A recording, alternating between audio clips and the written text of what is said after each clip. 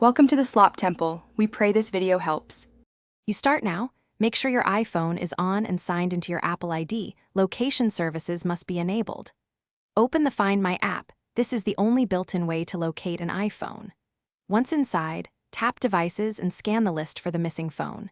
If it appears online, you'll see a live location.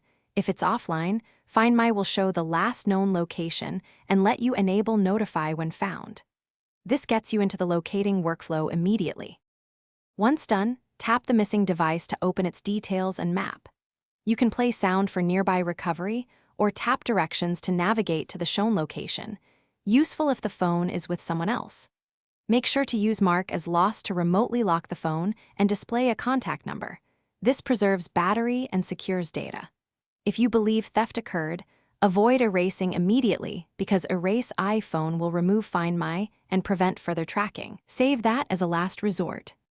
To finish, follow the route or wait for Notify when found if the device is offline.